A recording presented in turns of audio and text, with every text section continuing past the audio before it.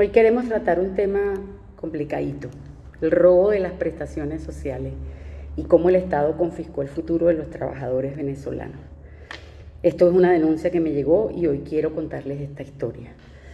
No es la historia de una sola persona, es la historia de miles de maestros, profesores, universitarios, médicos, enfermeras, empleados públicos y trabajadores venezolanos que dedicaron décadas de su vida al servicio del país y que al momento de retirarse descubrieron que el Estado les había arrebatado el fruto de toda una vida de trabajo.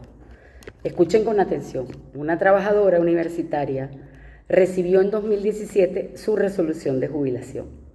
Sus prestaciones sociales habían sido calculadas legalmente en 49.200.000 bolívares de la época. Al tipo de cambio del Banco Central, aquello equivalía aproximadamente a $16.500. $16.500. Era el patrimonio acumulado durante años de servicio. Era el ahorro de una vida. Era el dinero destinado a enfrentar una vejez con dignidad. Pero ocurrió algo que miles de venezolanos conocen o conocemos demasiado bien. Aunque los recursos habían sido aprobados, presupuestados, el pago fue retenido durante más de un año. Los fondos existían, el dinero estaba disponible, las autorizaciones habían sido emitidas.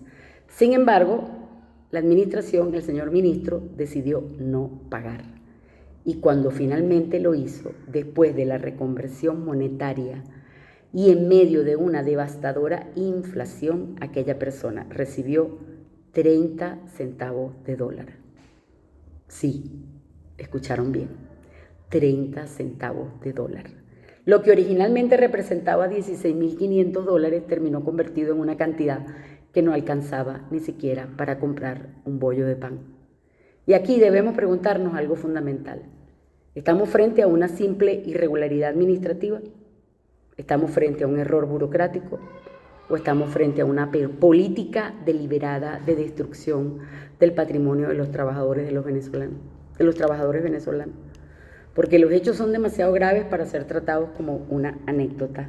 Desde la perspectiva jurídica, las prestaciones sociales no son una dádiva del Estado, no son un favor, no son una concesión graciosa de ningún ministro. Las prestaciones sociales son el salario diferido y son propiedad del trabajador. Son un derecho constitucional protegido por la ley y por la Constitución. Y cuando un funcionario público retiene deliberadamente recursos que ya han sido aprobados y asignados, sabiendo que la inflación destruirá su valor, estamos frente a una conducta que genera responsabilidad patrimonial del Estado, administrativa, penal, civil. Lo más grave es que este caso no es excepcional. Durante años se desarrolló un mecanismo que afectó a miles de trabajadores. El procedimiento era siempre parecido. Primero aprobaban los recursos, luego se retrasaban los pagos, después llegaba una nueva devaluación, una reconversión monetaria, o simplemente no le daban respuesta. Y eso ocasiona una pérdida masiva del poder adquisitivo. Y finalmente se cancelan montos que ya habían perdido todo su valor real. Es una política sistemática.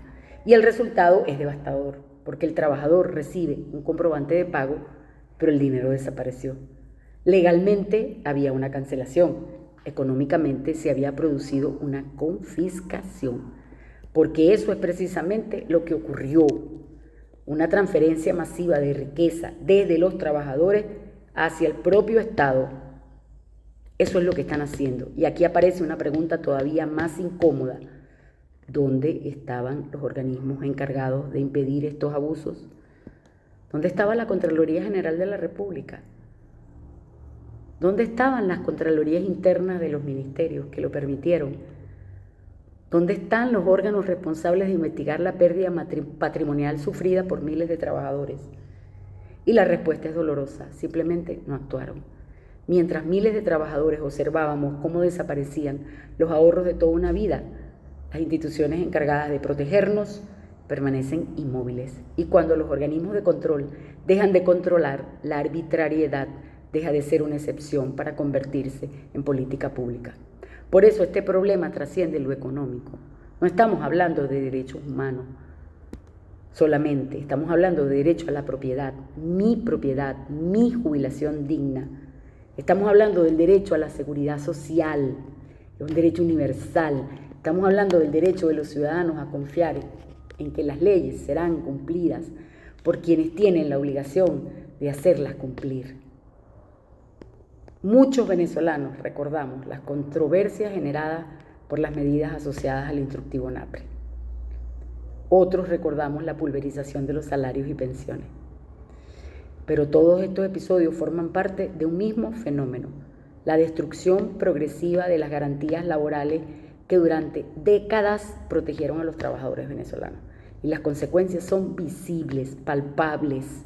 Profesores universitarios viviendo en condiciones de pobreza extrema, muertos de hambre, maestros dependiendo de ayudas de familiares para sobrevivir, jubilados incapaces de comprar medicamentos, personas que dedicaron 30 o 40 años al servicio público y hoy enfrentan la vejez en condiciones de extrema vulnerabilidad. Por eso, este no es solamente un debate económico, es un debate moral, es un debate jurídico, es un debate sobre la responsabilidad del Estado frente a sus ciudadanos. Las reconversiones monetarias pueden eliminar ceros, la inflación puede destruir monedas, los gobiernos pueden cambiar de nombres y de discursos, pero existe algo que no va a desaparecer, la memoria. Y la memoria de millones de trabajadores venezolanos conserva el registro exacto de lo que ocurrió con sus prestaciones sociales. Porque cuando a una persona le arrebatan el patrimonio acumulado durante toda una vida de trabajo, no estamos hablando simplemente de números. Estamos hablando de dignidad, estamos hablando de justicia, estamos hablando de derechos. Y esas deudas históricas, tarde o temprano, terminan reclamando respuesta.